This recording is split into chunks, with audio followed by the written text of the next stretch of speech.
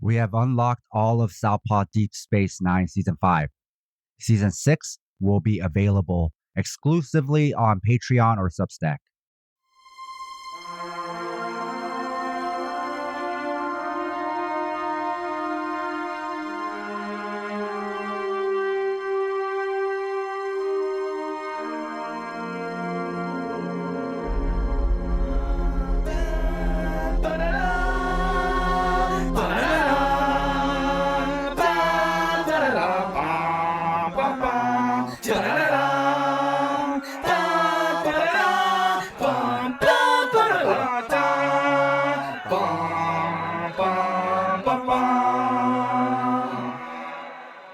This is Southpaw Deep Space 9 Season 5. We are your hosts, Scott and Sam. On this star date, August 3rd, 2025, we are discussing In the Cards.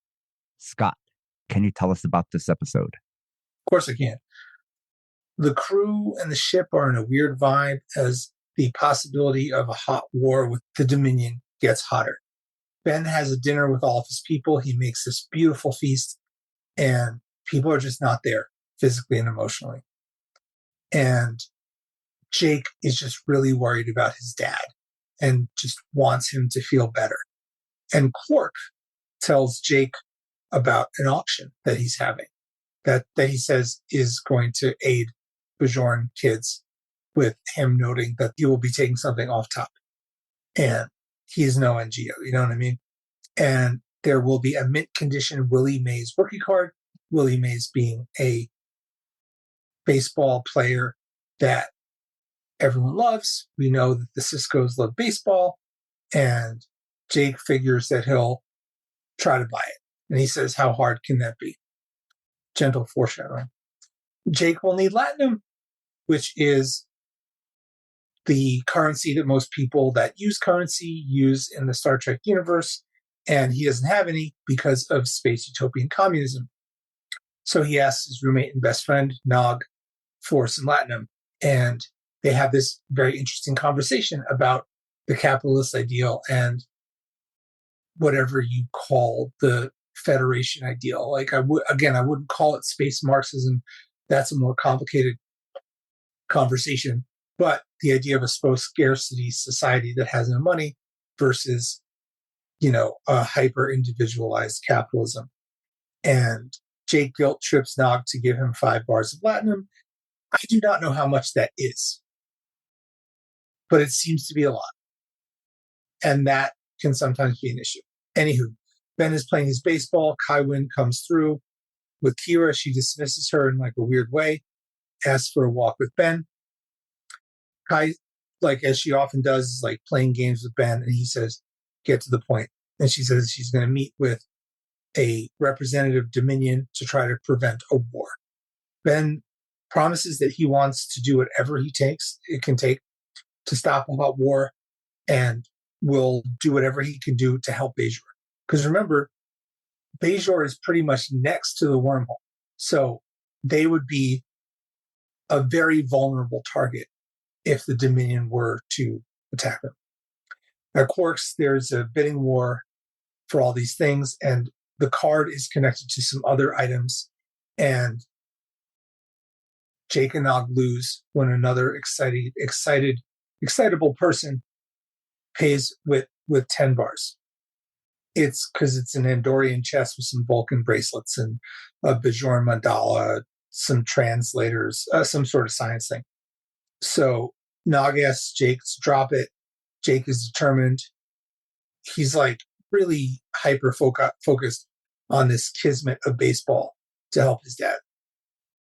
They talk to the man who says he has done nothing wrong and does not want to get involved with the soulless minions of orthodoxy, and disappears.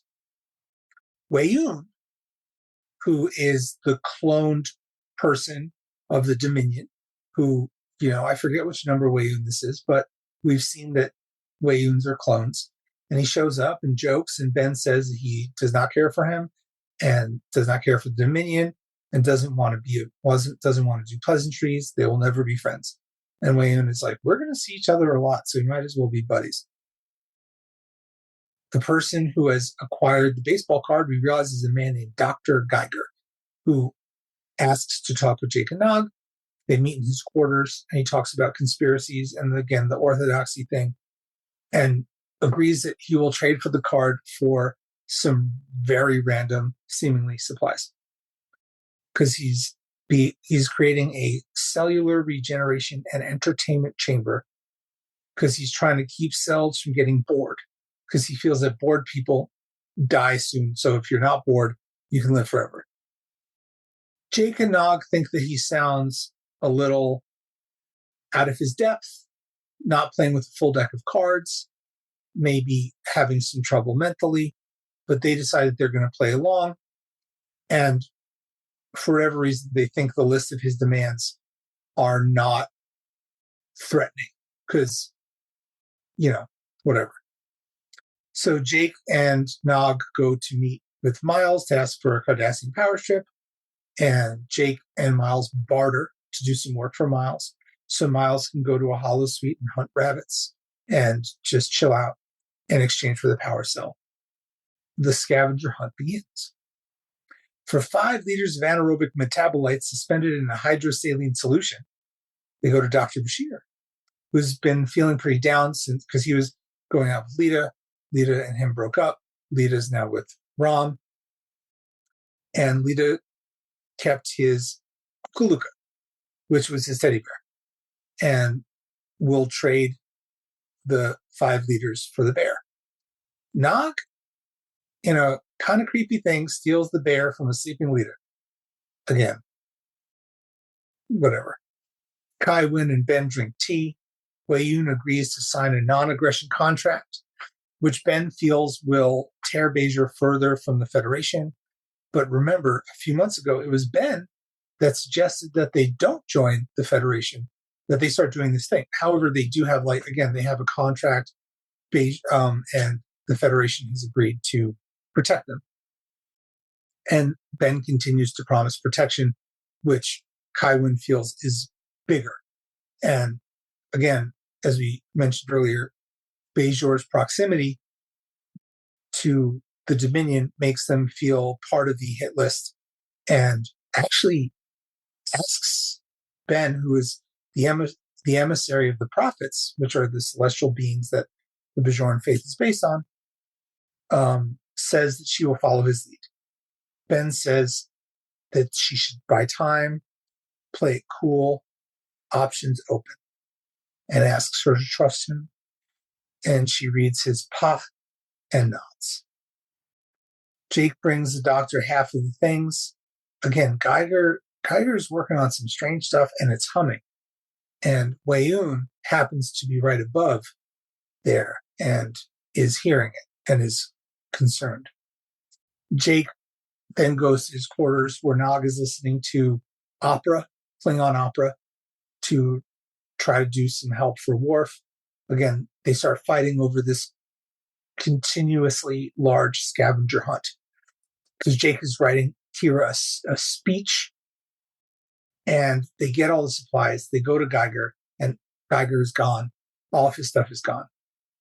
When they go to Odo, he says that there is no Geiger, and the Solus Orthodoxy found him, and which is a joke, and says that false reports could get them arrested. And people are getting upset. Jake sees Wynn talking to a Vedic that was also in on the bid for the card, and believes that maybe they wanted the Bajoran, artifact that was in the lot, and maybe stole the doctor. Wei-Yun meets with Wynn again, but she tells him to wait. She's going to report to the First Minister and make a decision about a non-aggression agreement. He tries to bond with her. She does not want to bond with him. She says that they're nothing alike. She goes away. Jake and Nog try to corner her in the hall and find out about her kidnapping a doctor. Ben finds out and flips out. He's furious that his son and a cadet would accuse the religious leader of Bajor of kidnapping somebody. And then Jake says that they were drunk, and that's why they were doing it. Ben just gets more upset and is worried that he would ever trust them. But as Nog and Jake are arguing on the turbo lift, they get beamed into Wayne's ship. And Wayne asks Jake and Nog about Geiger. And Jake says that they were just after a baseball card, but Wayne is not buying it because he points out the weird recordings, the energy readings, meeting with senior officers, timing with Kai Wynn. And the Jem'Hadar show up with Geiger and the box. Yep, it was Wayne that took them. Geiger sees them and says that they were betrayers and soulless minions. So Wayne says, look, if you're honest, we can figure something out. But I don't feel like you're being honest right now. Why would you do all this for a baseball card? So Jake tells a ridiculous story about hunting a time traveler named Willie Mays for Starfleet and being like secret agents and doing all this silly stuff. And that actually works. Wayne believes him and is very interested in Geiger's immortality machine because, Wayne has a thing for immortality. So he's very curious and is asking Geiger questions, and Wayne lets him go, gives him the card. And the thing about Jake and Nog's scavenger hunt is that it actually had a opposite wonderful effect. It worked out. Everyone's more chill. Miles is able to do his thing. Bashir gets Kukaluka. Kira's speech works. Worf figures out his opera. And Wayne's talking immortality with Geiger. And Ben gets his 1951 Willie Mays card. So everyone's happy, and it adds like a little chill to a very tense ship. Not ship, space base. Station. And he gives his son a hug. He shakes Nog's hand, and we get a little calm before the storm, ? A note to our listeners. If you love the Southpaw Project, please support us and help us get paid for our labor by financially supporting us on Patreon. This will give you access to exclusive bonus content, like transcripts, early releases of Southpaw Deep Space Nine, our fictional narrative podcast, Fighters Brew, break-free versions of our shows without interruptions like you're hearing now, bonus articles, Fighters Brew transcripts with extra content, Liberation Martial Arts Online, as well as our private chat group on Discord. You can find all pertinent links at southpawpod.com. So, this episode, like the last episode, Empok Nor, was another episode of the week and another episode that followed formula. Except, unlike Empok Nor, I really enjoyed this episode, and it wasn't even an episode all about the Ferengi. It was also the first episode where you got to see Jake's funny side.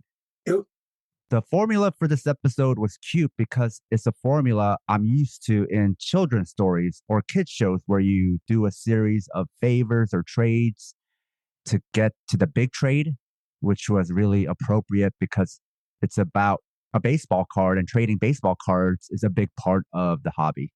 The one trade or one thing they did that really made me uncomfortable was when they got that doll back for Bashir. It was unforgivable. Unfortunately, during the 70s, 80s, 90s, breaking into women's rooms while they're sleeping and basically naked was just a comedic trope, which I don't watch a lot of media, but I hope that trope has died. But a lot of movies back in that time were just based on that premise too. So that was a thing. It has died down, but it's definitely a relic. And I highly recommend, if you like the movie, like Revenge of the Nerds or whatever, it does not age well. A lot of the 80s stuff is way more misogynistic and our culture than you might remember. Yep. But this episode also worked as a slice of life episode, a teen adventure episode, a behind the scenes of how the station works episode, almost like a PBS episode, which we may no longer have, but they used to have these TV shows or kids shows where they just showed you how stuff worked or how stuff was made. So the episode just worked for me. I also thought it was really clever with a lot of clever lines. Something else this episode did, which I appreciate, was that it humanized Kai Wynn and Wei Yun. And I don't mean humanize them as in made me like them, but human as in multidimensional. Yes, they are often baddies, but this episode showed that's not like their primary identity 24/7. They're not trying to be like, oh, what are all the things I could do to be a villain all day? That's all I'm going to think about. They're not thinking about that. They're just being themselves. So here, they were just regular people with their own interests. Kai Wynn is also a tired grown up who had these kids be annoying to and also has serious, grave problems that she also must contend with. Wei Yun is also a curious nerd who's into novelty and weird tech.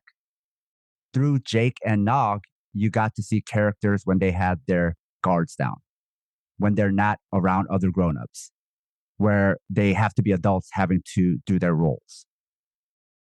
This episode might not matter in the canon, but everything that happened in the episode mattered to the story. And that's what you want as a writer. I even liked how Jake used time travel to talk about how silly time travel stories are. There wasn't necessarily a lot of political meat, other than we did get to see the tense situation Kai Wynn was in.